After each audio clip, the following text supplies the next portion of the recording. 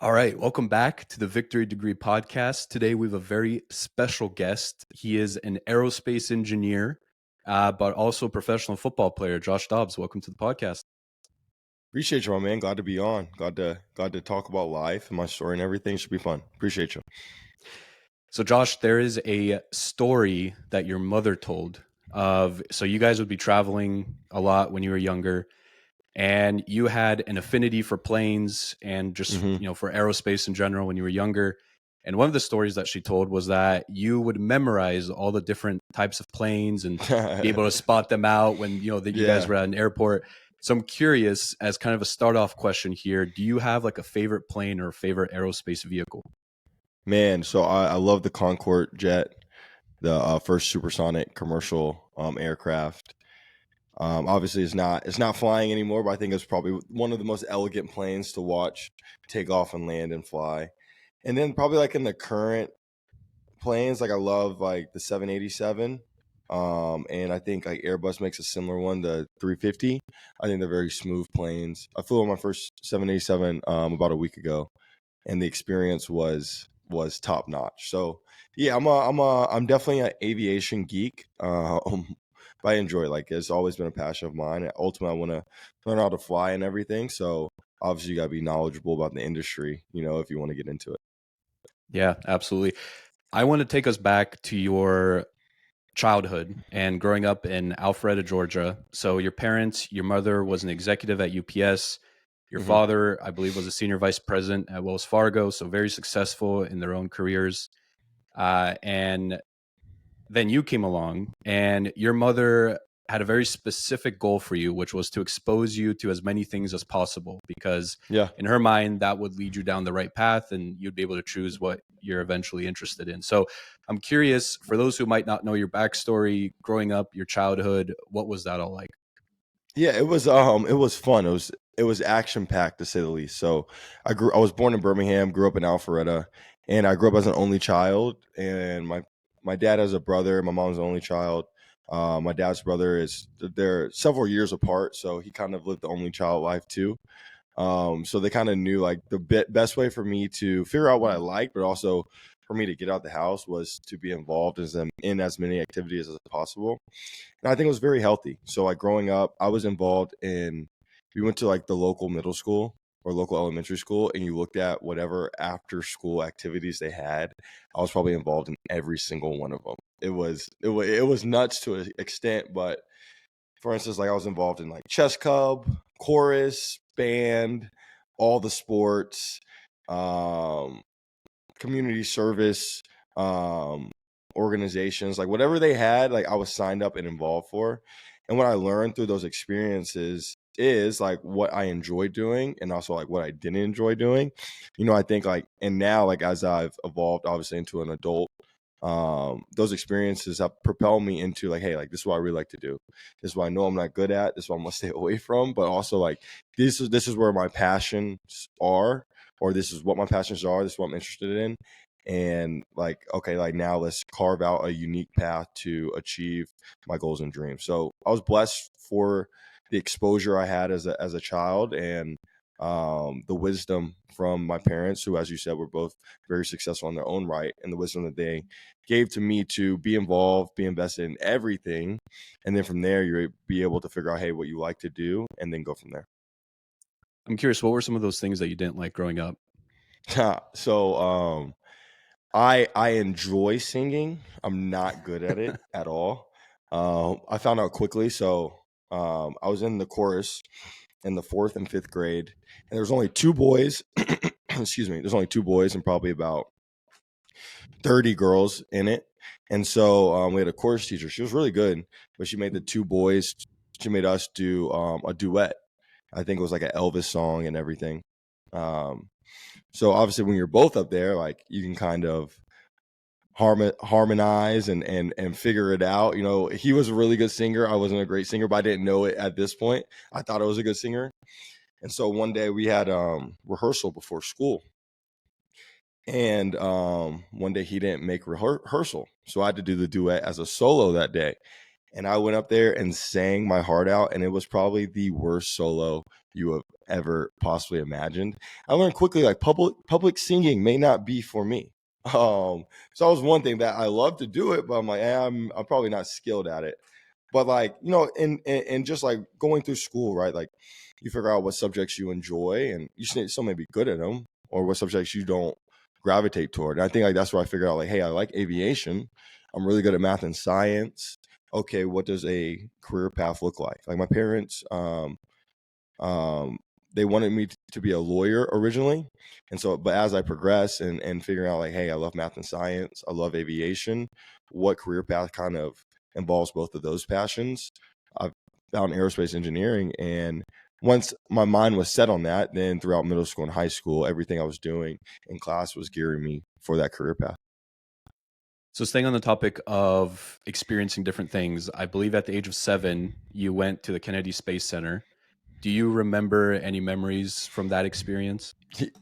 Yeah, for sure. There's several that stick out. So when I was 7, that was a peak shuttle age. So NASA was probably sending about 4 shuttles a year to space as they were building the International Space Station, sending astronauts. It was a very thriving time for the space industry. And so when we went down to Kennedy Space Center, it was really cool because you had an opportunity to meet astronauts, meet engineers. I think they would have events like go to lunch with an astronaut. So you got a chance to go, like sit down, ask questions as a 7-year-old, and then walk around the Kennedy Space Center, kind of taking the history of the growth of the space program since the 50s. And that was a lot of fun. But I think like my favorite part of the experience was at the end of the week. It was a part of spring break, so we're about to head to Universal for the weekend, and we spent a couple of days at Kennedy Space Center. So the last thing we did, we stopped by the visitor shop, and in there they have a flight simulator, a fighter jet flight simulator. I believe you pull up to like 3 or 4 Gs in this simulator. So me and my dad did it, and basically get in there like you're doing flips, corkscrews, everything, but it's just going around in a circle. And it's pretty intense to simulate what an astronaut goes through during training. And we're in there spinning around, pulling G's, and there's a red button on it, basically saying like if you need to tap out, like click the button and it will stop the ride. And so as we get into it, it's getting more intense. It's getting more intense. And as a 7-year-old, I'm like, all right, I can't. I'm good. Like I can't do any much. But I was so weak, and there's so many G's being pulled on you that as I lifted up my hand to press the button to try to get out the ride, my hand just flew straight down. I couldn't get the strength up to press the button. And so the funny part was we got off the ride. I feel like I'm about to throw up. I feel terrible, but I'm kind of like holding it in, trying to impress my parents. And my dad was in there and he goes, man, I wanted to press that red button so bad, but I knew if I pressed the red button and my 7-year-old son over here doesn't press the red button, I'm going to look awful. So we both made it through the ride, had some fighter jet simulation, but that was probably like my favorite part. Like they did a great job of introducing you to the space world, showing you the history, getting a chance to see the astronauts going. And then you also got a little realistic training too, as well at the visitor center. I'm curious growing up because I think you started playing football at the age of 5. And Yeah. so you had this affinity for aviation and aerospace stuff pretty early on, too. We just spoke about the age of 7 going to the Kennedy Space Center. Who are you more in awe of? I guess, like the engineers that you met, or was it football players that you'd watch on TV? Like who kind of at that point in time, what were you gravitating towards, and who are some of your role models? Yeah, I think it was like a little bit of both. I think being around like the astronauts and engineers and that experience like kind of piqued my interest. And then I was just curious and just always learning. But I love sport. Like I started playing sports when I was 5 years old. So I played football, baseball, and basketball. And I'm from Atlanta, which is a very competitive sports town. And so playing all 3 of those sports, like that was like the Mike Vick era, the Donovan McNabb era. Peyton Manning was balling. So those are like kind of the 3 guys I love to watch on the football side. But on the engineering side, man, like I was always like just seeking more information. And so as I've grown older and I've gotten a chance to, meet astronauts, um, such as like Victor Glover and Leland Melvin, like dudes like that, It's been really cool to kind of see their journey to where they are, and then go back and look back at my journey and see like how I can continue to pour into the engineering side, but also continue to excel on the football field. Is there a career in aerospace engineering waiting for you when you're done playing football? Is that something that you'd eventually want to do full time? Yeah, at some point, right? Like, I really enjoy engineering stuff, and I think it's really cool, like the growth that the space industry has made over the last 10 years. But my mindset right now, man, is just like to learn as much as possible. Like, I'm sure there'll be like opportunities set up, but I just want to take in as much information as possible. Like, learn what NASA's doing. There's a ton of commercial space companies that are bursting onto the scene, like learning what they're doing. I love aviation. Like, I think my first love was aviation, a little bit over space. So I think it's really cool. Like, for instance, last week I was down in Savannah and Gulfstream. That's where they build all their jets. They do all their maintenance, main maintenance of their jets and everything. And so that's the stuff like I love, and like got in the flight simulator, was in there flying around and everything. Like, I really enjoy that side of it. So yeah, I think like there'll be some cool opportunities set up. And so right now it's just like just maximizing the opportunities and the events I get to go to, and learning as much as I can about the industry, so that like whenever I transition, stuff will be set up and I can again hit the ground running in the stuff that I'm passionate about and the stuff that I enjoy doing. I was going to say, man, one of my good friends works at Boeing. So if you ever need a Okay. connection, there's one right there. I, I won't hesitate. I won't hesitate. Yeah, Boeing, obviously, like I know they're a little under fire right now, but Yep. no, it's a great company. Like, I mean, Boeing and Airbus are the kings and queen of the aviation industry. So yeah, I might take you up on that offer for sure. So let's get back to high school and then eventually you transitioning and going to the University of Tennessee. I think that there was a point in time where you might have been touring the University of Tennessee, and I can't remember exactly who, but maybe it was the dean or somebody else, maybe the dean of engineering. You might have been talking to him, and he said, "Hey, what math are you currently taking?" And you said, "Oh, I'm taking differential equations," which is pretty advanced for a high schooler. And I think even he was taken aback by the fact that you were Yeah. doing differential equations. So why were you taking such advanced math in high school? I mean, what was it So just? yeah, that's funny because that's literally what happened. I appreciate you. Like, you do your homework and everything. Um, so in school, right, like in high school, the biggest goal that I thought I was gonna be a dual major. I thought I was gonna do engineering and get a business degree, like get my MBA at the same time while playing sports. Obviously, that's not something easy to do. So when I was kind of mapping out that plan, I was like, hey, like I need to get to school with as much credits as possible. So I took the most advanced classes that I could. Um, AP Calc, like 2 AP Calcs in high school, so that when I got to school, I'd already placed out of like all the, you go to school, you got to take all the freshman classes, like literature 101, all that stuff. I'd placed out of everything. So all the courses I was taking were like sophomore level classes. So I was extremely ahead. So the first math class that I took was differential equations. I remember walking to that class like first day on campus, and it's literally all sophomores and juniors in there, and then it's just me as a freshman just trying to figure it out. But I wanted to get ahead because like I knew what I wanted to get accomplished on in college, and I knew like engineering isn't the easiest thing to do. And then also if you want to accompany that with a business minor, which I ended up getting, but at the time like an MBA, like you have to be ahead so that you're able to accomplish all of that in 4 years.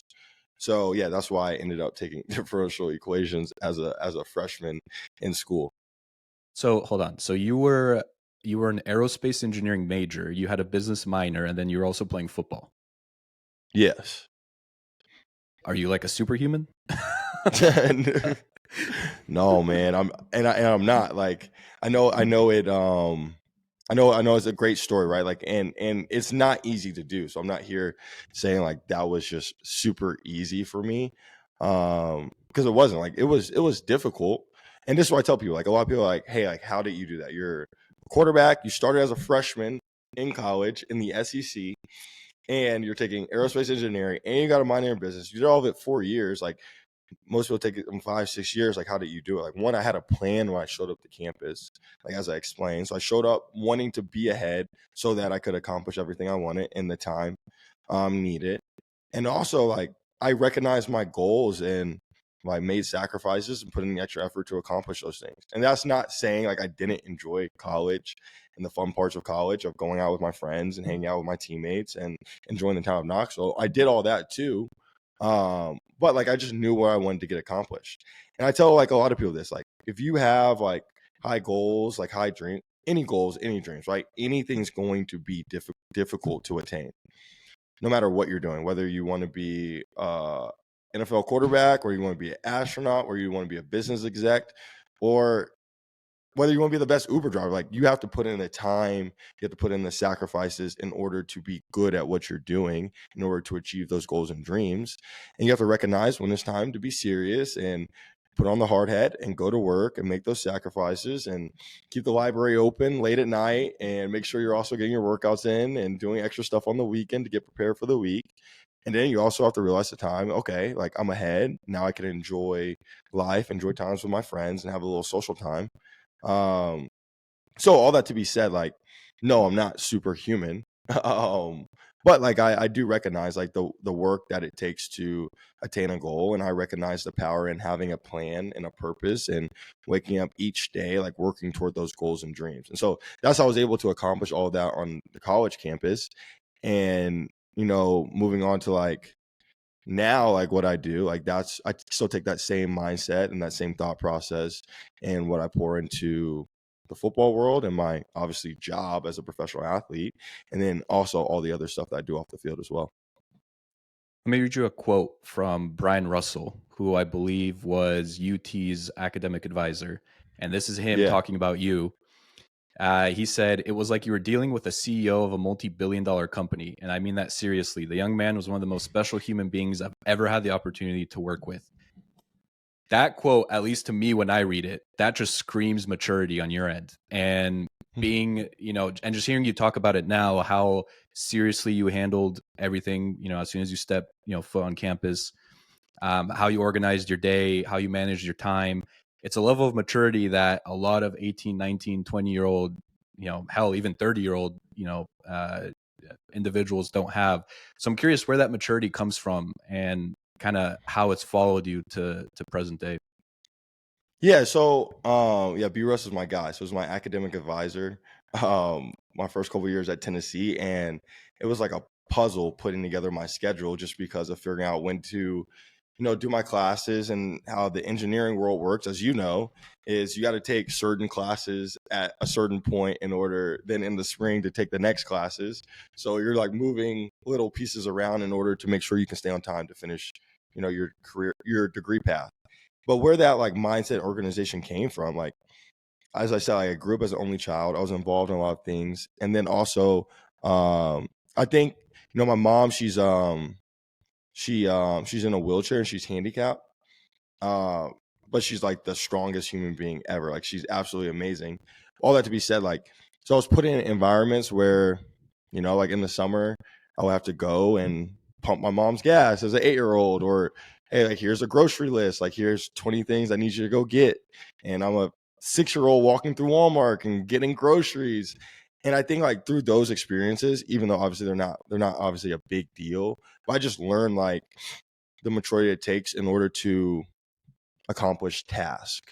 And so then, having two parents that are extremely successful, seeing the time and effort and energy that they put into me, but also their crafts, and seeing that discipline that they have that's gotten them to where they are, and then applying that to the experiences I got at a young age. Like by the time I got to college, I think like that's where that maturity came from.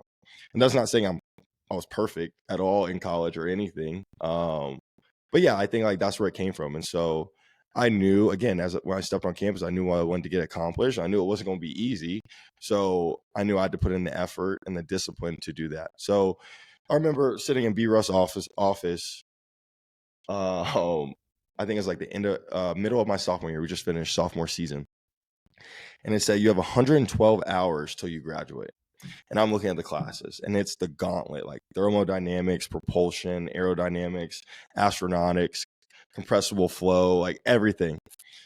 I'm like, how am I going to get through all of this? I remember sitting in his office and just looking at the screen, and I was like, okay, like, man, just take it one day at a time and have the discipline, try to put your best foot forward every single day. And like some days I didn't, but I tried my best. I woke up the next day and I was better for it. So I think like the experiences I had when I was younger, accompanied with the discipline that my parents showed me, accompanied with the thought process and goals and planning when I got to school, allowed me to be able to manage my time properly in order to achieve those goals.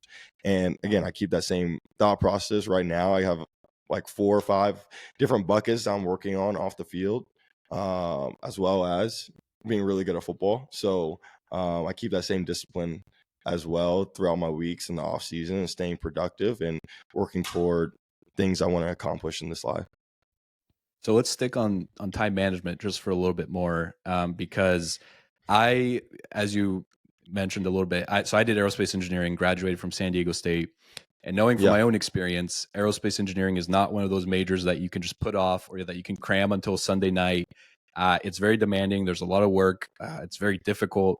And so I just know from my own experience, I didn't have a whole lot of time for, let's say friends or other events or, anything else. It was you're either in the library or you're at home Yeah. studying. It's like pick your pick your poison pretty That's much. it. That's it. Yeah. But so you graduate. So for people who don't know, you graduated with an aerospace engineering degree. You had a 4.0 GPA when you graduated. You were also the starting quarterback for the University of Tennessee, like we mentioned, who was in the SEC. It's a great football program. And during your time as a starting quarterback, you set records for Tennessee. I think you ended up with something like 87 touchdowns at the end of your 4th season. Had a very productive career at Tennessee. So it's not like you were slacking off in either one of those things. You were performing. We were balling. We were balling. You're performing at a high level, man, in both of those areas, which are both equally demanding and very difficult to succeed in. So for the audience listening, and maybe for myself as well, can you give us a little insight into like what a typical day looked like for Josh Dobbs at the University of Tennessee? Man, those days were gauntlets. So for me, I was first in breakfast club because I had to keep my weight on. So I had to get to the facility probably about 6:30, 7, and eat breakfast at the facility. It sounds crazy, but like eat like a very large breakfast every single day. So I'll probably wake up, get to the facility around 7, hit breakfast club. Class will start around 8. I have class from about 8 till 1:30, 2 o'clock. Walk across campus, grab some lunch. Meetings will start about 2:30. We have a team meeting every day at 2:30, so you had to be there like 15 minutes early. So when I say walk across campus, I was like sprinting. I had a scooter, I had a hoverboard. We were dashing across campus. Meetings will go from about 2:30 to 4:30. We're on the field about 4:45, 5 o'clock. 2-hour practice. Finish around 7. Lift after practice. Rehab. Extra film study. Leave the campus around 8:30, head over to either the Thornton Center, which was our academic center, head to the library to study, or go home to study, but study until, usually it was the library until about midnight, 12:30. Leave the library, head home, go to sleep, wake up, do it again. Like that was an average day for me. So there was a lot going on. It was action packed, man. And so if you didn't have discipline, you literally would not survive. Not only like the gauntlet of the day, but also actually being present and thriving during those events, and not just along for the ride, if that makes sense. I'm curious, are you the type of person that usually gets like antsy or stuff if he doesn't have a lot going on? And the only reason I ask is because having the type of schedule that you had in college and now having the type of schedule that you have as a professional football player, I mean, you're always on the move. So I'm assuming that you hate sitting still. Oh, I hate it. And I've gotten better. So it's crazy because when you get drafted and you go to the NFL, obviously football becomes your job. And so the half of your day that you're in school doesn't exist, and you're just doing football. And so I remember my first year in the league, and it was also my first time like not being the starter, because obviously Ben Roethlisberger was the starter. So I remember my first year in the league, I would go to the complex, go to practice, come home, and I played video games as any 22-year-old does. And by the end of the season, I was like, I want to throw my Xbox off my balcony. Like, I am, like, I'd played so many video games and didn't feel like the stimulation of doing something after having extreme stimulation for 4 years, that I was like, okay, like, let me evolve, and like, how can I still be productive in my time off the field and have things I want to accomplish that are a little more productive than sitting at home and playing FIFA until midnight. So, yeah, I do get a little antsy, but I've gotten better. And also, like, I've learned just to live in the moment. Like, that's the biggest thing. I think, like, when you have a hectic schedule, sometimes you're so caught up in what's the next event, what's the next thing coming up, that you forget to enjoy what you're doing. And so while I was in school, like the first freshman, sophomore year, like, you have so many things thrown at you that you're like, all right, I got this next, I got that next, I got that next. And I took a second and said, like, I'm doing everything that as a 5-year-old I ever wanted to do. Like, I'm interning with Pratt and Whitney. I'm going to a great school. I'm getting a great education. I'm meeting top people in the engineering world. And I'm also playing football on the biggest stage ever. And we're really good at football. So I'm having a blast. So, like, take a second to enjoy the moment, like, enjoy where you are and stay present. And I think, like, that realization is really what helped me, one, like, not get too antsy, but also, like, just continue to maximize opportunities. Like, it's so easy to look ahead when you have a hectic schedule and think, I gotta do this, I gotta do that next, I gotta do that. But you need to take time just to sit there and say, like, I'm doing everything that I want to do, so let me enjoy it. Like, both sides of it. Enjoy the fun parts of it. Enjoy the parts that stink about all of it. Like, enjoy being in the library till 12:30, which sounds crazy, but, like, is what you want to do. So enjoy it. And I think, like, having that perspective really has allowed me to stay present, and enjoy everything I'm doing, even though from an outsider it may seem overwhelming or I'm moving in a lot of directions. That reminds me, we just had Andy Holloway on the pod. So he has the Fantasy Footballers podcast with two other co-hosts. It's like the biggest fantasy football podcast in the world.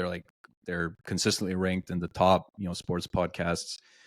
And he talked about this idea of hurry isn't productive. And so, Hmm. we live in a society where, people who are always busy or always in a hurry seem to be the most productive. And it reminded me while you were talking of that quote where, it is important to slow down and figure out, all right, what are the 2 to 3 things that are really going to move the needle? And what are things that I can, cross off my list that aren't important for me to do today? But that advice spoke to me because I sometimes feel like, I have to go record this podcast and I have to go edit and I have to Yeah, go run over here. Then I have to go do this. And it's like slow down. Like, you have time.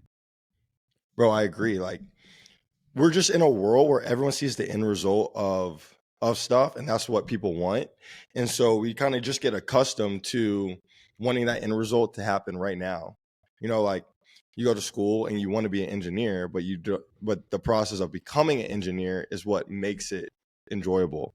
You go to college because you want to be a star athlete, you want your team to be top 10 in the country, and you want to set records, but the process that it takes to be that good at football is really what you fall in love with. And so I've learned just to fall in love with the process of everything. Like, I have stuff I want to accomplish, but thinking about the end result, and to your point, like, being in a hurry to get to that end result makes you overwhelmed, which is what I've learned. When you take a second to be like, hey, like, just enjoy the process. Like, people are always like, you can't wait till football season comes around.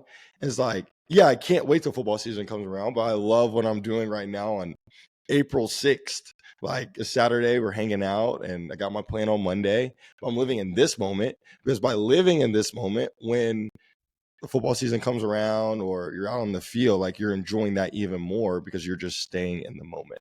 And so, yeah, like, a lot of people are in a hurry because we live in a world that conditioned you to always see the end result of everything and want that right now. But the joy is in the process. Like, that's the fun part.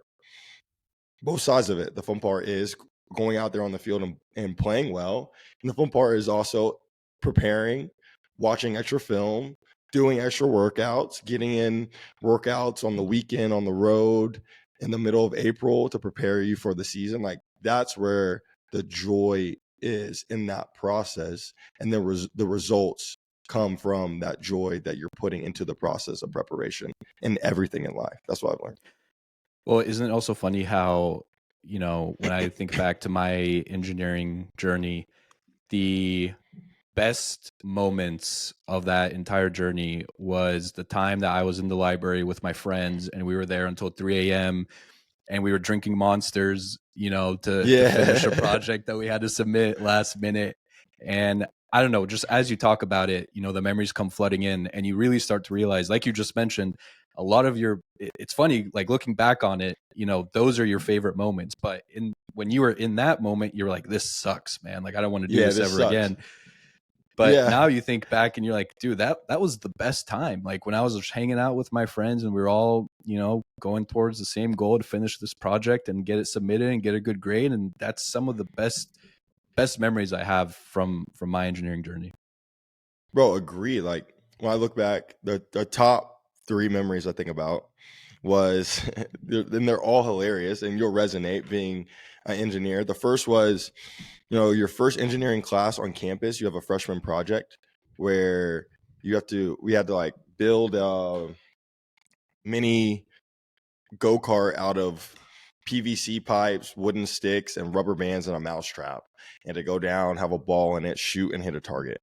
And I remember, like with my group, like we were in the engineering building until 2 a.m. every day for 2 weeks, and the car wouldn't even move.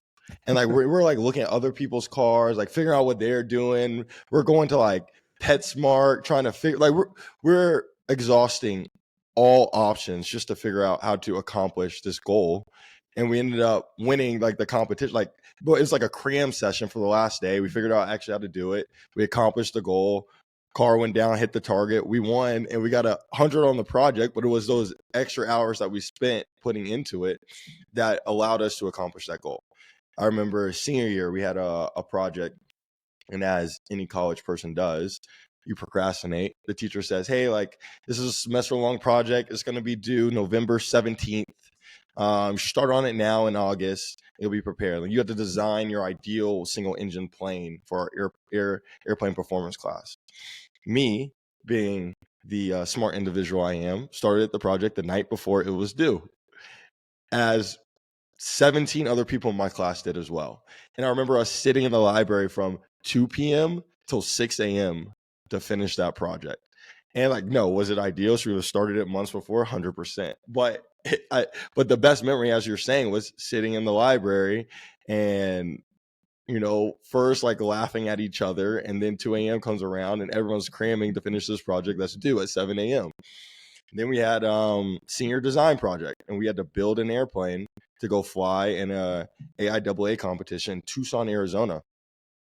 And I remember the first day we get out there, we spent all semester building this plane. We go to fly the plane, it crashes and explodes in the middle of the desert. And our final project as a senior at the University of Tennessee is dependent on how well we score in this competition. And we have a plane that's broken into 4 pieces on the side of the tarmac. I remember staying up till 6 a.m., all of us sitting there rebuilding this plane, gluing everything back together, and going back to the competition the next day. And our plane flew, and we placed top 10 out of 100 schools across the country in this competition. And it was because we put in the extra work at the end of it. But the memory was the process of getting that end result. Like, those are where the best memories are. And so when you look back on the journey, like, yeah, it's great to do really well on the test, but the fun moments through the journey were, as you're saying, like the process, sitting in the library, as every engineer does, till 2 a.m. and just pray that these 3 questions are going to be on the exam the next day. And when they're not, everyone looks at each other like, this is not what we studied. Like those are like the best memories, because like as engineers, like we all have the same journey.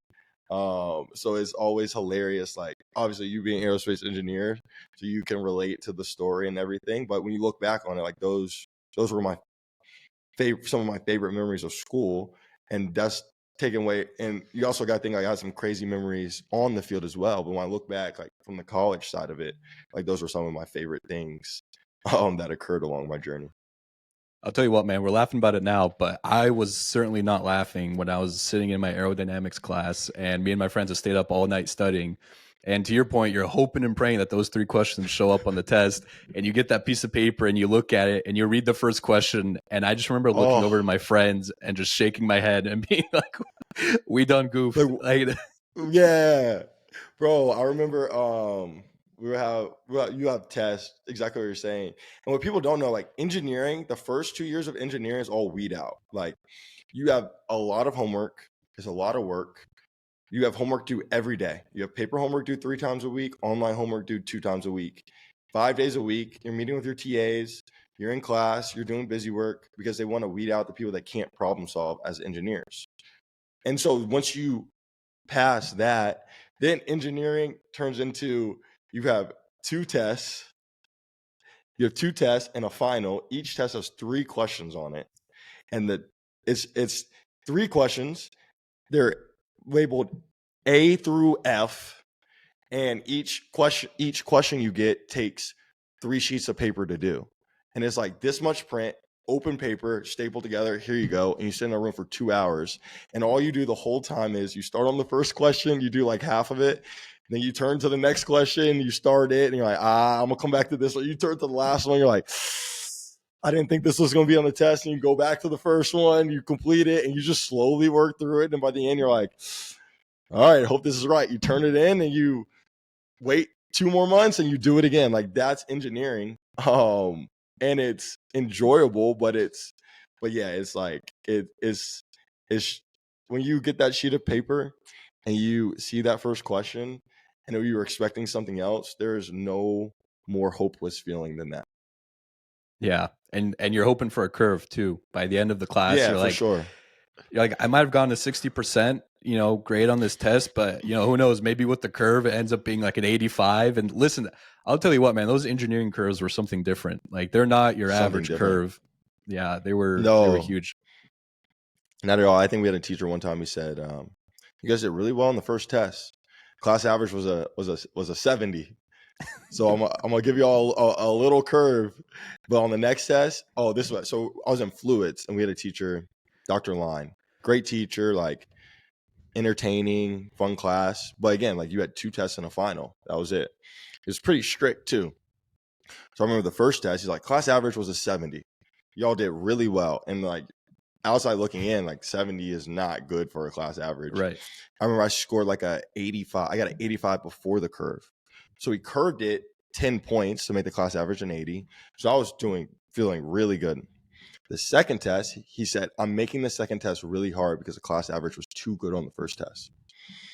The second test was the same day that we were traveling to play at Missouri. And so he's not a teacher that does makeup tests. So I went to his office like 2 weeks early. I said, hey, in 2 weeks, like we're traveling to Missouri on Friday. We're leaving early. I won't be in class. I know we have our second test. Like, can I take the test early, take a different test? Like, what can we do? He goes, no, I don't do makeup tests. So I'll just average your first test and your final. And that's going to be your grade in the class. And I remember getting back from the game and asking people like, hey, like, how was the test on Friday? And people said it was the hardest exam ever. I think the class average was like a 50 and he had like a baby curve. So I'm sitting there like, oh, well, I only had to take the first test and then the final. Like I'm feeling pretty good about it. But man, I just remember the devastation on my classmates' face after that exam. But that's how engineering is, man. There's no rest for the weary, for sure. Absolutely. Josh, I wanted to ask you as we kind of close out your career at Tennessee. So, like we mentioned, very successful. I think you threw for 29 touchdowns your senior year. I think you led Tennessee to 9-4 records your junior and senior years. So, overall, very successful during your time there. I'm curious though, because now, everybody knows you as the pastronaut or, the guy who's, a quarterback and also an aerospace engineer and all this stuff, the guy Yeah. that wants to go to the moon. And it's cool. And, it's kind of become your brand in a way. I'm curious though, in college, did you was it the same way back then? Like, were the football players like, oh, it's cool that Josh is also an aerospace engineer? Or maybe were the aerospace engineers like, oh, it's cool that we have a football player in our class? Like, I'm curious what that relationship was like on both ends. Yeah, it was very unique. Like we had a couple others of my teammates. They also took engineering. So I think we had Alex Ellis. He took biomedical engineering. So we were in similar classes, but there wasn't a lot of engineers. I think actually I think we were the only two that took engineering. But the engineers like enjoyed it. Like they enjoyed it. But again, like we were just college students. You know, like I think like media now kind of portrays it like differently, obviously. But then, man, like we were just college students trying to figure it out like anyone else. So my engineering friends, man, they helped me survive engineering because of the nature of football, you would miss some class, you would have to travel.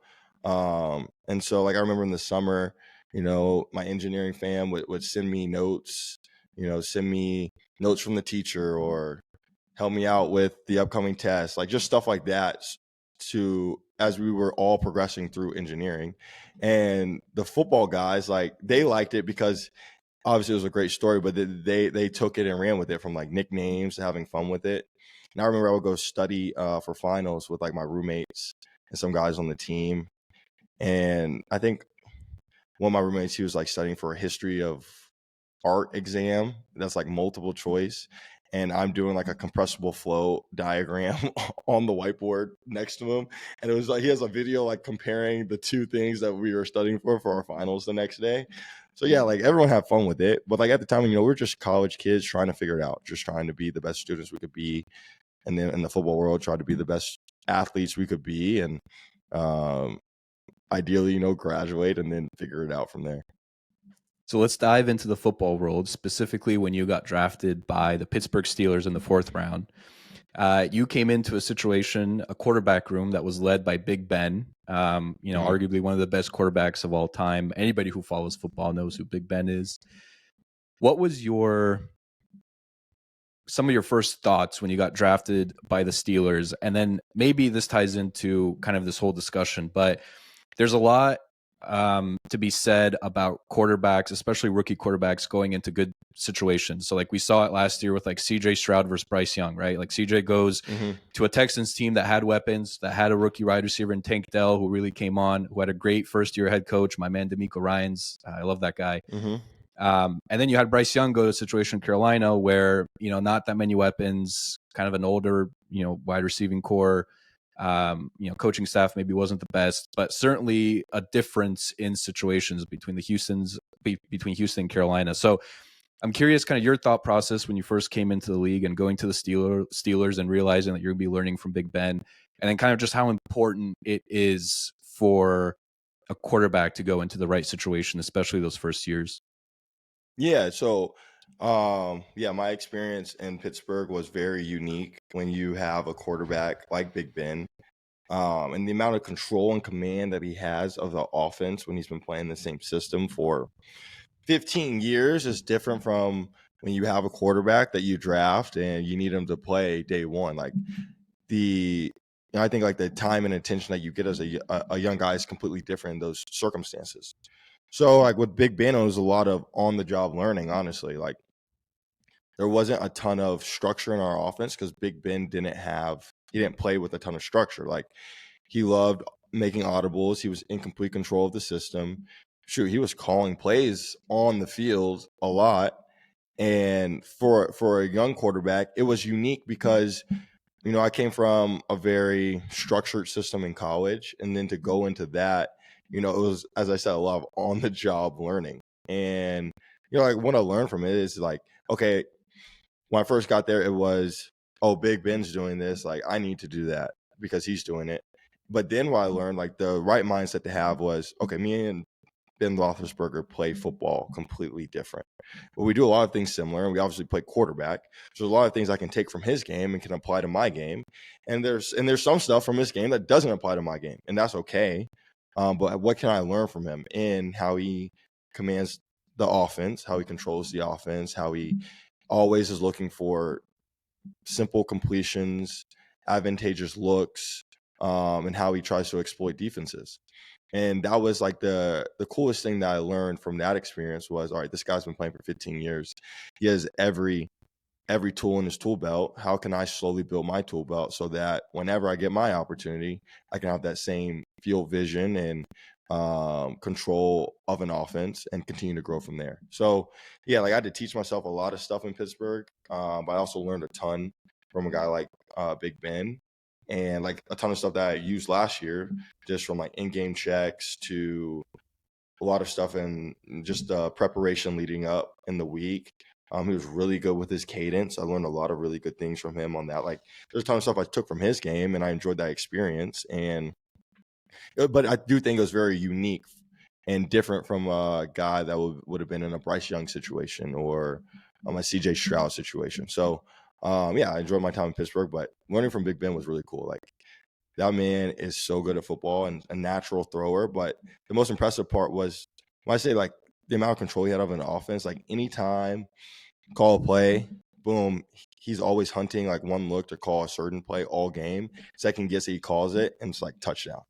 And it was very impressive to see. And so being able to learn that from him of, okay, like you have plays being called, you try and maximize those plays, but also in the back of your head, like what is one look that you might get from them that you might only see it one time, but you know this one play would be a huge play in the game and you can take advantage of that look.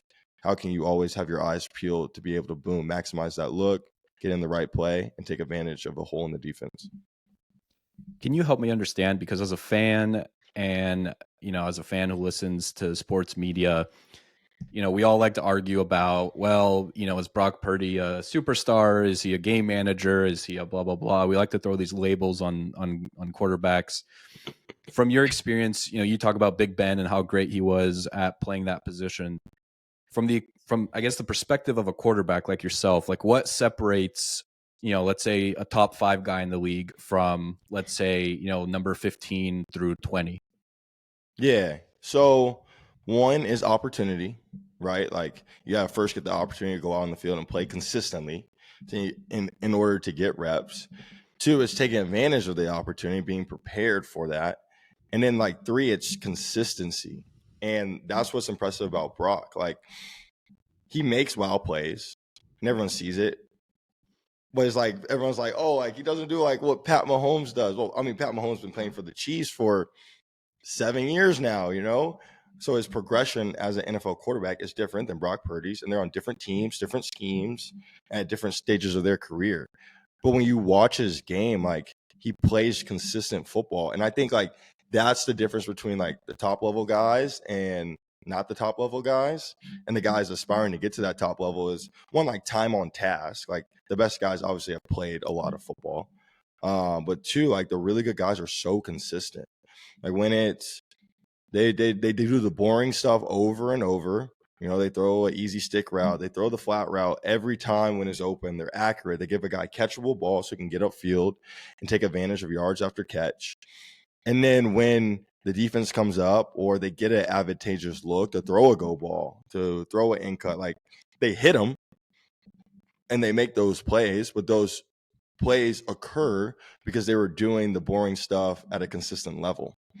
And I'm not saying Brock Purdy's a boring player when I say this. I'm saying he's a very consistent player and he's a very accurate, consistent quarterback. And that's what makes guys really good in the NFL. Like the defense is really good. They're really smart. The pass rushers get faster every single year. And so it's like you have to be able to quickly make decisions, get the ball out of your hands, get the ball in the playmaker's hands. And if you're able to do that at a high level, man, like your team is going to play good football. They're going to play really good football. And you accompany that with a really good defense and some stud playmakers around you. Like you're always going to give your team a chance to win.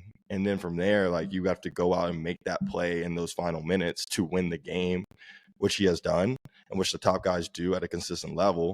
But to be in those positions, you got to play really good, consistent football for 95% of the game.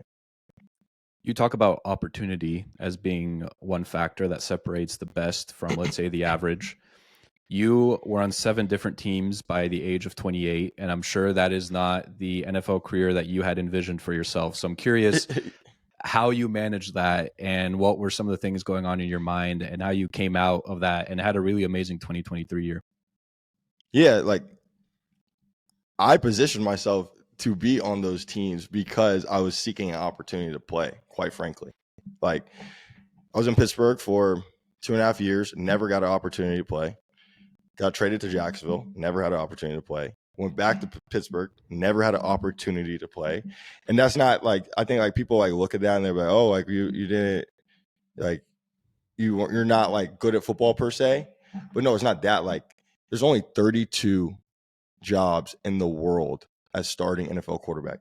And there obviously there's around 100 NFL quarterbacks each year, but they draft people every year. Like there's hundreds of people vying for those 32 positions. And so it's hard to get into that if you're not drafted into a position where like, hey, like you're starting day one and we're riding with you. So for me, like once I got through my 5 years in Pittsburgh, it was like, hey, like how can I position myself to get the opportunity to play and then go from there? Like I knew it was going to be unconventional. I knew it wasn't going to look like a normal career in the NFL. And I was okay with that. Like I came to terms with it. But at the end of the day, I just want an opportunity to go out there and play. Like that's what you work for every single day. And so when I was in Cleveland, when I got there, it was Jacoby, then myself, and then Deshaun came back. And then instead of choosing to go back to Cleveland, I bet on myself, ended up going to Detroit for 2 weeks, knowing that'll put me in a favorable light. That I have a team, had an injury late in the season. You know, I've had really good tape every single time I've played with little opportunity that maybe it'll give me an opportunity to get a call to go play on short notice. And that's the exact opportunity I got when I went to Tennessee. Started, played well against the Cowboys after getting there for a week, and then was one play away from going to the playoffs and being Jacksonville down there. And so like putting myself out there and accepting that, hey, like it might be difficult, it might look different, but you just need the opportunity to get on the field, allowed me to get the opportunity in Tennessee. And then when last offseason occurred, it put me in position where my coaches that left Cleveland, went to Arizona. Like, okay, like he has now games under his belt. We've seen him every single day. We've seen how he prepares every single day. And now we've seen him play in real games. Like, all right, we trust him to go out and be our starter week one, trading for me from Cleveland, going out there. And that obviously evolved into the opportunity in Arizona, which opened up the door for the opportunity in Minnesota. And it will open up the next door moving forward. So, yeah, like everyone wants that ideal career where you get drafted somewhere, you play there for 20 years till they're like, please retire, and you break every record that they have. Your name's up on the stadium, and you go get your gold jacket and you ride off in sunset. Everyone wants that career. Every single player that plays football. But when you really look at it, and you really like look across the league, you look at situations, you look at how actually 90% of NFL careers unfold, and not just like the top 10%. 90% of his guys like looking for an opportunity to play and positioning themselves in the right position to be able to be a resource to their team, and then ultimately be set up to go out and play good football to open up the next opportunity for them. So yeah, like it's been a crazy ride, but I wouldn't change it at all because I know like each step of the way I've learned, I've grown, I've also bet on myself and my preparation and my ability to be able to go out and play. And every time I step on the field, I played really good football. Can you speak a little bit on the relationship between a starting quarterback and a backup quarterback? Because I always thought it was kind of weird, and maybe this is just like an outsider's perspective. It's like, you know, the backup quarterback is there to support, you know, the starting quarterback. And we had Sean Clifford on the podcast, backup quarterback for the Packers. And so he talked about, you know, hey, I'm there to support Jordan Love and, you know, help him prepare for the week. But it's also kind of awkward because the backup quarterback, you know, deep down is also wishing that they had the starter, you know, the starting job, or maybe not, maybe I'm wrong, but from an outsider's perspective, it seems like that. So can you explain a little bit like that relationship and what you view as your responsibilities as a backup? For sure. You know, I think it's just understanding your role. Yes, like no one's working out, you know, in the middle of April in the heat, you know, to say like I want to be a 2 and not play on the sideline. Like you're not competitive if you're saying that, I think. But all that being said, like you have to understand your role, and each year your role evolves and it's different. And so the amount of work, it's just like what I was saying earlier. Like just have to trust the process and enjoy that process. Like being a quarterback, 1, 2, or 3, right? Like you have a role in the room. and also like is a research project every single week in order to prepare to go out and play these defenses. And so it's a group effort. And so the guy that is the one that's going out there and playing, whether you want to be in that role or not, like you put your feelings aside so that the room can be successful. And so that's always what I deem. Like, so my relationship always has been like, I prepare as if I'm starting, but I also understand like the role that comes when you're not starting and how to be a resource in the room, how to help the guy who is starting prepare, and also how to challenge the defense in order to get them ready to go out and play whichever offense that they're playing for that week. So, yeah, I think it's all about understanding your role, understanding the process, and then putting your best foot forward to maximize that role every single day. So, yeah, like I understand like my role. Understand. I mean, Brock Purdy, like gone to NFC Championship game and a Super Bowl game, and was neck and neck with Pat Mahomes in overtime, and one play goes another way, like San Francisco 49ers are the Super Bowl champ. So he's the guy, and I know that and I accept that, but I'm excited to be around him. I'm excited to be around the room. I'm excited to be around the organization, and I'm looking forward to it. So however I can be a resource man in that room to help the team go out and play really good football on Sunday, that's what I'm going to do. And my number gets called through that same preparation of helping the guy go out there and put his best foot forward. I'm also preparing myself that whenever, if ever the opportunity comes, I'm prepared to go out and also play good football and step into that role and go out and continue to excel. So it's definitely a unique relationship. And you also, like, obviously most quarterbacks, like, they start forever and then they get to NFL. You got to, like, this is what it feels like not to start. Like, the dynamic's a little different. So you kind of like learn and evolve with it. So yeah, but it's definitely unique, and it's definitely a lot of like managing personalities sometimes. But for the most part, man, I've been in really good rooms with really good guys, and everyone just wants the team to win and succeed. And when you have those types of rooms, that makes it really fun, no matter which role that you have in the room. Yeah, I don't think, obviously being a 49ers fan, I don't think I'll ever get over that Super Bowl loss. That is hands down the most disappointing loss of my career as a 49ers fan. And there's been a couple in the past, 5 to 7 years. We've been so close, but yet so far. That was brutal. But I mean, listen, you're playing against Mahomes. You're playing against arguably, we'll see when it's all said and done, but arguably the best quarterback of all time. Certainly up there in terms of talent level. So you have to bring your A game. But that was certainly a disappointing loss. So thanks for reminding me of that. Anyways, Sorry about that. I had a question, Josh, because another aspect that I'm really fascinated by is a quarterback's confidence level. And this is going to sound kind of weird, but as you're watching a game, you can kind of tell when a quarterback is feeling confident. He's hitting his throws, he's making, quick reads. And then you can tell when a quarterback isn't feeling too confident. Maybe he's slow on a read, maybe he overthrows a guy, maybe he's, the ball's not in the right place. So talk to me a little bit, kind of the ebbs and flows of a game and how you maintain your confidence level and kind of ride the highs, but then also manage the lows.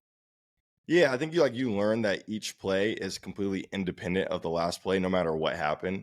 Like, if you throw a touchdown, that's not going to make the next completion any easier.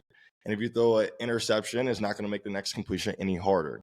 So I think like having that perspective and understanding like each play is completely independent of one another. And so trust your preparation, like what are you trying to accomplish on this play? Where are your eyes at? What's your read? What's your footwork? And then go out and play with that thought process. You're able to maintain a high level of confidence no matter what happens. But like obviously there's ebbs and flows in the game. And I think like people also forget that, defenders get paid a lot of money to be really good at their jobs, and like the defensive line is also really good. Like you're playing against the top athletes in the world. So you have to also remember, like, they're going to make their plays. Like, it's going to happen. It's inevitable. They're really good at football too. You have to accept that, but also you can't let when they make their plays, you can't let that, affect the confidence that you have for the next play, if that makes sense. And so that's always been my process, and my thought process is, hey, like, what am I trying to accomplish on this play? What do we want to get done? Boom, execute the play, move on to the next one, no matter what happens. Boom, you throw a great ball, great. You don't throw a good ball, move on. People miss throws, like, it happens. It's football. We're not perfect. And so that's always my mindset. Like, our coach in school, and if any of my teammates from school, like like watch this and they hear me say this, they're gonna laugh. But he always like would say like snap and clear. That was kind of like his thing, like just saying like you're on to the next play, move on. And that's literally the thought process. Hey, boom, completion, move on. Boom, interception, incompletion, overthrow, whatever, move on. Not that you didn't care about the result, but you can't let that result affect the way you continue to play throughout the game. So I'm curious if that is the same type of mindset that you use when you think about failure and moments in your life where you've experienced failure, whether it's, throwing a pick or whether it's maybe losing the starting job. Is that kind of how you approach failures? Just having Yeah, a, like a you don't short-term fail. mindset. Like you never fail. Like you literally never fail. You learn. But the only failure you really have is like not putting yourself out there, not giving it your best, not giving your all. If you go out there and you put your best foot forward and things didn't go your way, man, like you'll be better for it and you'll learn from whatever mistakes you made. But you have done yourself a disservice if you were just scared to even do it at all. And so that's my mindset in life, like same mindset like off the field and stuff that I do. Um, Stuff that I've excelled at, and there's stuff that I haven't excelled at. But the stuff that I haven't, I've learned from and been able to apply those learning points to whatever I want to do next. So it's the same mindset on and off the field. But that's the cool thing about football is like you get to practice that mindset every day, so it's easier to apply it to life, right? Like a lot of people don't have something like football where you're going to make mistakes and you have to accept those mistakes, and those mistakes are extremely magnified and talked about on ESPN for a long time, and you're constantly reminded about them. Most people don't have that in their everyday lives, but as athletes, like we do, and so we accept that. But I think like when you pull back the curtain and you remove the emotions out of it, it's like, okay, like what can I learn? It is that no matter what you do in life, like doing something the best you can is successful. Then there may be things you could have done better. There may be things you did really well. Okay, now you go back, you evaluate your performance, and you figure out how to improve moving forward. And once you do that, the next time you do that to the best of your ability, you're going to be better at it. And so every single day, like that's literally my mindset, whether it's football, whether it's engineering, whether it's stuff I'm doing off the field, no matter what, like that's always my mindset. I'm curious, what did you take away from your 2023 season? So you started off with the Cardinals, threw for Yeah. 265 yards and 2 touchdowns against my Niners, and I was like, oh, this Josh Dobbs guy, like this, this is not a good. Because I honestly coming into the season, I was like, yeah, the Cardinals, they're not that great. The roster isn't there. But then I saw you play, and I was like, okay, well, this is not going to be an easy matchup, and not just a guaranteed win. And then you obviously had kind of your breakout with the Vikings, especially after that Falcons game where there was that story that went viral that you didn't even know the center's name, you didn't know your teammates' Yeah. names. I know their names now. Yeah, they're great people. Yeah. And then you had kind of a rocky end to the Minnesota experience. So I'm curious, in a 2023 season that really, you saw everything from the highest of highs to the lowest of lows. I'm curious what your takeaway and what some of your learnings are from that year. Yeah, it's like if you can play really good football on 4 days notice, imagine what you can do if you spend a whole year in the system throwing to the same people with the same coaching points, with the same footwork, around the same environment, with the same terminology. Like imagine what you can do if you've learned an offense on Wednesday and went out and won an NFL game on Sunday and then won another one the next Sunday. That's really what I learned. Like that's probably the biggest takeaway, which is kind of like what's going to factor in every decision moving forward is like, how can I be in consistent environments? Because as I said, like, how do you asked the question, you said like, what separates the top quarterbacks from not the top quarterbacks is consistency. But that's in everything. Like they play consistent football because they're in consistent environments. So for me, it's like, okay, you want to be a consistent player in the NFL. How can you be in the most consistent environment? So it was a tremendous year, man. Like a lot of opportunity, a lot of growth, personally and as a player on the field. But the biggest takeaway is that, like, hey, like you did all of this, showing up on Arizona on a Monday, starting week 1 the next week, showing up to Minnesota on Wednesday, not starting, but playing in the game on Sunday and leading team to victory. You did all that like in those tough environments, no matter what you can do in a consistent environment, which obviously most players get to play in. I just didn't get that per se last year. So no, I'm looking for that going forward, man. But yeah, it was a tremendous year, a lot of opportunity. It was a whirlwind and it was tough. But as I look back on it, man, I loved every second of it. You talk about consistent environments, and one of the words that I think of is culture. And I feel like that word gets Mhm. thrown around a lot, especially when talking about teams and organizations. Like, oh, the Niners have a great culture, or the Chiefs have a great culture. But I never really understood what that meant. So I was hoping you could give me Mhm. a little insight into what makes for good team culture. I think it's just I think the fine line between good and I guess per se not good culture is very thin. Um, but I think it's several things go into that, right? It's the camaraderie, it's the type of people in the locker room, it's the work ethic. Because like obviously the NFL, like everyone's good at football. You wouldn't have made it this far if you weren't. There's less than 1,500 NFL players in the world. So it's like everyone's top something at their position in the world. So like everyone's good. Um, but I think like what factors in the culture is just, like the camaraderie in the building, everyone working toward that same goal, everyone being on the same page, communication being really strong throughout the building. I think all that feed into the culture. And I'm looking forward to being around the 49ers because obviously like everyone raves about the culture, as you said, like in that building.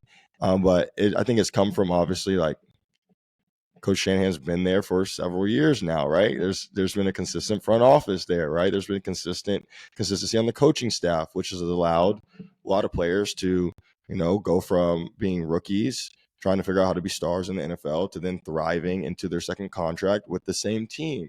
And all that feeds into the culture and creates a great environment, which I'm looking forward to. So I think like that's how the culture is built.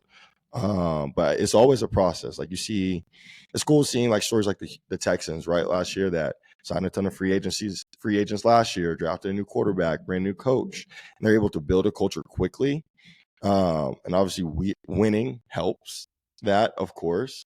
But those stories are always cool because most times it's, how the 49ers culture has been built. It's taken several years and consistency in the front office and bringing in the right people that has evolved into the success that we see on the field today within the organization. All right, Josh, I need you to be honest. Who are you most looking forward to meeting on the 49ers? Um, Probably And you Christian. can't say Brock Purdy. I was gonna say you can't say I, fi- Brock Purdy because I that's a figured given. I figured that. I figured that. Probably like Christian McCaffrey. Growing up, I always wanted to go to Stanford. He obviously went to Stanford, and we were playing like at the same time. So I always thought his story was cool, like how Stanford football was on top of the world while he was balling in college. Um, I'm looking forward to that, and then like talking ball with Fred Warner. We got the chance to talk after the Arizona game, which was real cool because he was like calling out like some of our plays, and we were having like a little chess match on the field going. It was fun. And then I got a chance to say what's up to him. I went out and signed, but it was very brief. So just like talking ball, excuse me, with those guys that have like been playing at a high level for a long time and are really good, man. I think it's going to be really fun to be around them. Wait, so Fred Warner was calling out your own plays before? I mean, explain that. Yeah, like third down, I think we ran like a choice route and we motioned the tight end over like on the first third down. And he's like kind of like calling out like what they call deem like choice. And like a couple of our like zone reads and stuff like that, he kind of like had a feel for when we were running them. We were successful on some, weren't successful in a couple. But yeah, man, he's just a really smart player. And then we had a long drive. I think we had like a 99-yard touchdown to start the second half to make it a 4-point game. Well, the first play, we ran a quarterback sneak. We ran it from normal splits because we knew like if we line up in normal splits, like the 49ers, the way they set their front, they'll leave an open A gap. And so we can steal like a couple yards just to give us some breathing room for the second play. But as a quarterback sneak to open A gap with a middle linebacker like Fred Warner unblocked is not your ideal situation. So I remember like taking the snap and I kind of like fell for it. He like smacked me. He goes, "Y'all don't need to be doing that again." So literally, we still like make jokes about that play. I'm like, "Yeah, that I don't want to run that play again." So yeah, just like having those discussions, man, it's fun. Like we love ball, and so being able to talk ball with guys that are intuitive, and play and see it from the other perspective always helps me play better at quarterback. I love that. Josh, a couple more questions here, then we'll let you go. I have to ask, because we had your agent on the pod as well, Mike McCartney, not to be confused with Mike McCarthy, who he often Yeah, does and gets some always, Twitter backlash. always. But so Mike is your agent. What explain to me a little bit from the player's perspective, kind of how you view that player agent relationship, and then what makes for a good NFL agent. Yeah, so like your agent is, he's your representative in football, right? So he has to understand your unique situation and be able to, you have to trust him to be able to speak on, what has caused whatever to occur in your career to sell you to a team for your next opportunity. And so the communication is key. Like, hey, like, why did this happen in this situation? How do you feel in this situation? So that like when you hit free agency or teams are calling for trades or whatever your situation holds for you, like he's able to communicate with teams so that you're able to go out and ultimately get a job to pay your bills and feed your family. So we have a great relationship, and he's very unique because I think he brings a different perspective than most agents. Like his dad is a Hall of Fame coach, so he grew up on the coaching side. Then he was in the front office working for several teams. So he's seen it from, hey, like what are teams looking for when they're looking for a quarterback or they're looking for a player or they're drafting a player? Like, what are they looking for? So he's seen that perspective. And now he's as an agent from the other side of it, knowing football and also knowing the logistics of a front office of an NFL organization. Like, okay, how can I help set my players up for success? And so that's what I've enjoyed about our relationship, because one is endless knowledge about how football organizations are ran and what coaches are looking for. Two, it seems like he knows everybody. Like every year he calls me with some story where he's like, yeah, like this team called, they're talking about you. But it's crazy. Like this guy, his dad, he was the assistant GM for this team back in 1995, and we did this trade. I'm like, everybody. So he knows everybody, which is obviously really good as an agent. But then like he's just a great man. And I think for me, like the values I have in this life, man, like I wouldn't want no one else to represent me as a football player. Not because of how good he is as an agent, obviously that's given, but also for the man he is and the wisdom that he's given me throughout my career and throughout the early parts of my adulthood. Yeah, it's funny. Besides being a great man and a fantastic interview, I will say Mike is fantastic in front of the camera. I think he needs to go do more interviews because he has a wealth of knowledge, like you said.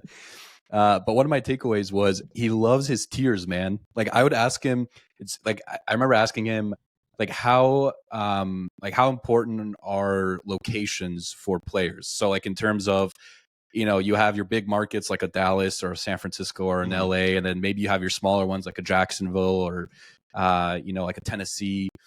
And he was like, oh yeah, well I have a tiered system where, I put the different locations and all the pros and cons of each one. And then I remember asking him like a different question about something else. I forget what it was, but he was like, oh yeah, I have a tiered system for that too. It's usually like a 3-tiered system. I was like, Mike, man, you love your 3-tiered systems. Mike Mack, yeah, sounds about right. Yeah, he's on it, man. He has all his tiers. I haven't gotten all the tier explanations, but that's definitely something now I gotta ask him about. You got to ask him, man. I'm curious from your perspective, when you're looking at potential destinations, besides opportunity and maybe the football reasoning behind a certain move, how much do players care about playing for a Dallas or playing for even like an LA now? How much does that factor into your decision? I think like for me, like opportunity is the main part and consistency at this point in my career. Um but I think everyone's different. It's like, all right, like if you've made a ton of money and you've had tremendous opportunity, like what are you looking for at that stage of your career? Are you trying to make the most money? Do you want the best taxes? Do you want to be close to home? Do you want to play for a team in the town that you grew up for? Do you want to play for a contender? Like so much goes into that. And I think everyone's situation is different. So like some players are like, yeah, I would love to play in LA. And then some players are like, well, like I'm kind of like P squad. Like I could make the active roster if I have the same opportunity in LA as I have in like Tennessee or Texas from a financial standpoint. I may take the Tennessee and Texas opportunity because being on P squad or being a fringe roster guy in LA and being a fringe roster guy and P squad in Tennessee and Texas are completely different incomes, and so that does factor into decision making of players. So yeah, but I think everyone's situation is different. Like now you sign $100 million deal, like playing in Tennessee, Texas. Yes, like obviously taxes are a big deal, but you're a little less. You know what I mean? Like from a financial standpoint, you're a little less kind of like, oh no, I don't want to go to LA. Like you're like, oh, that'll be great. What situation is best for me, the opportunity or the team? Like which team is better? So yeah, I think everyone's situation, decision making is different, and it's all dependent on where they're at in their career, quite frankly, how much money they've made in their career up to that point, and what will be the next opportunities that could come of that opportunity that they're deciding on. Did you factor in Bay Area housing costs when you decided to sign with the Niners? I recognized them. I didn't really factor them in, honestly, but I did. I have done a quick look on Zillow, and there's some stiff housing prices out there. We will find something. We have to get creative, but yeah, I knew that was gonna be something I was gonna have to get over. Yeah, as a former Bay Area resident, I can definitely I can say with confidence that those prices, like you said, I can confirm that they're pretty stiff.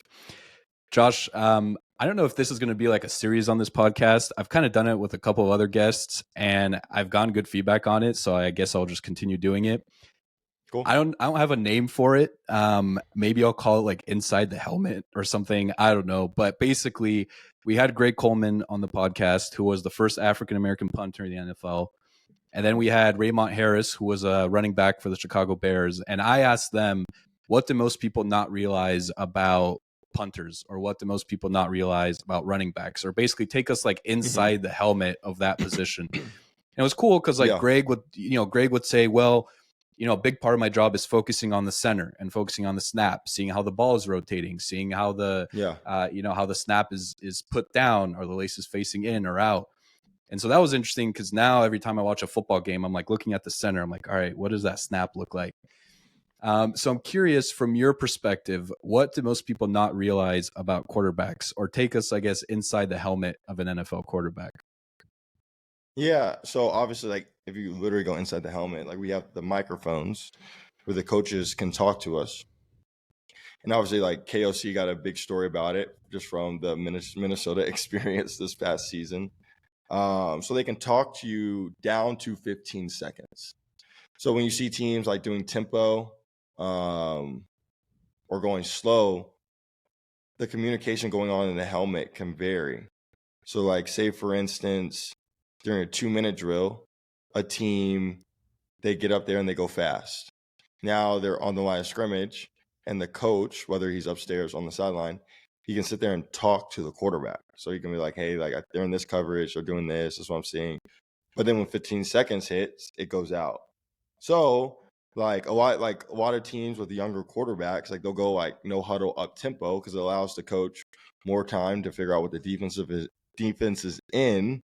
They communicate more to the quarterback so he can go out and play simpler football.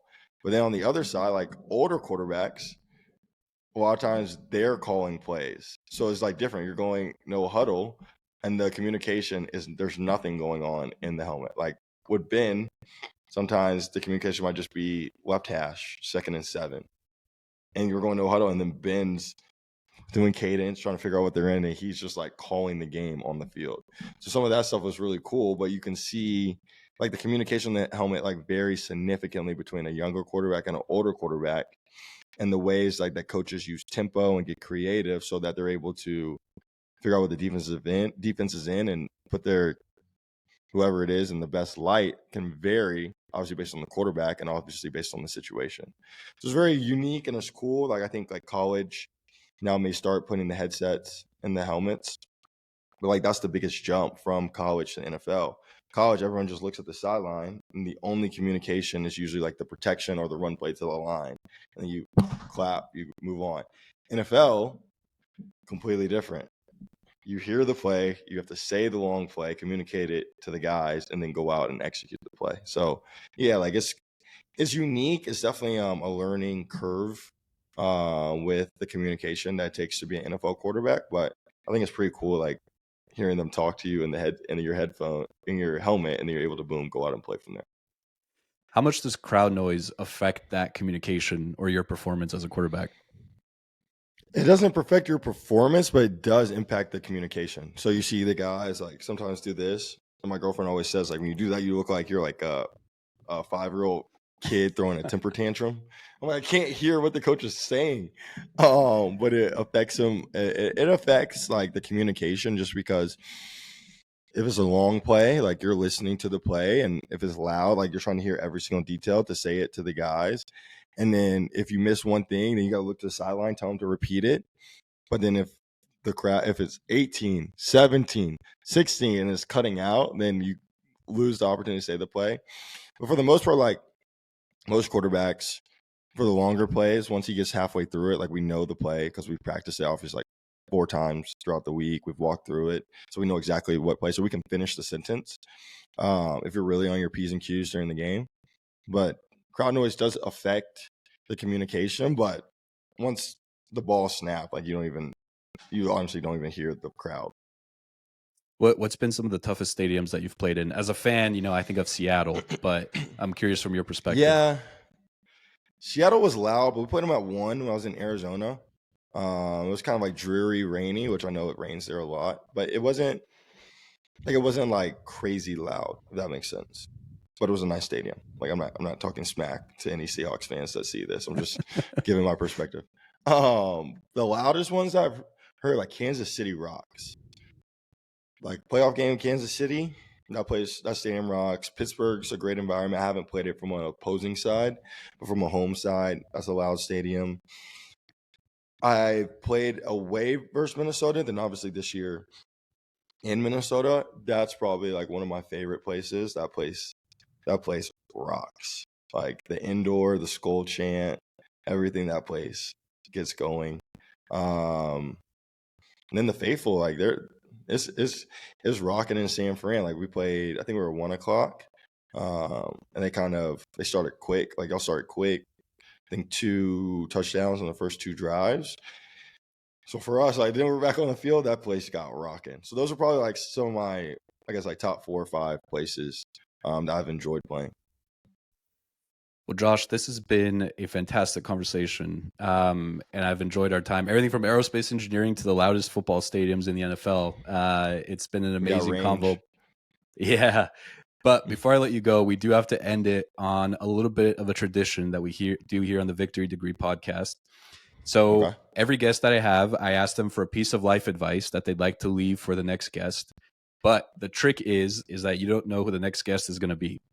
So our last guest on the podcast was Daniel Carcillo. Daniel played in the NHL, won 2 Stanley Cups with the Blackhawks, has now retired and is now a concussion advocate. So he's doing a lot of research in the world of concussions and how to prevent head trauma in the NHL. He's doing really amazing work, and it's really important work. And his advice to you, and you touched on this earlier in the pod, his advice was do everything in your power to stay in the present moment. So I'm curious what that piece of advice means to you, and then what piece of advice you'd like to leave for our next guest. Yeah, I would say what it means to me is it's kind of the, I wouldn't say motto, but kind of the self-realization I had like during my time in college. And I really do think like it's helped me get through those crazy moments throughout an NFL career and get to where I am today. So yeah, like you have to stay in the moment. You have to enjoy the moment. And the moment is what like kind of makes the end goal so enjoyable. But no one stands on top of the mountain and they say, "Oh, I'm glad I took a helicopter. I'm standing here." You know, they enjoy like they actually physically walking up the mountain. And so yeah, that's really cool. I would say to the next guest, since I don't know who's going to be, I'd say wherever they are in life, man, just like trust the process. Like trust the process. I think like that's the biggest thing people forget. And I guess it's probably similar to staying in the moment, enjoying the moment, but like just like trust the process. Like whatever goal you're working toward, whatever you're trying to attain in this world, whether it's on any athletic field or whether it's in any other discipline in life, like just trust that process. I think like in that trust, you just learn a lot about yourself. You put yourself out there, you bet on your own skills and abilities. And by doing that, man, like when you look back on it, you'll be grateful that you trusted in your own skills and abilities and, took the chance to put yourself out there in those uncomfortable environments. And when you look back and you've attained what you wanted to accomplish, it'll be a great feeling. It'll be a really good feeling. What a perfect way to end this pod. Josh, all your social links and all that good stuff will be in the description of this video. So if you're listening to this and you want to go check out Josh on social media, check out the description, whether you're listening on Spotify, Apple Podcasts, or YouTube. Josh, I can't thank you enough for your time today. And as a 49ers fan, I'm wishing you the best of luck this upcoming season, my man. Appreciate you, my man. Thank you for having me on. It's been a blast. Thank you for giving me the platform to share a little bit about myself and my journey and my story, man. And I appreciate the questions. I appreciate the insightfulness. And I appreciate the platform to come on the pod, my man. Thank you. Thank you, Josh. And go Niners. Go Niners.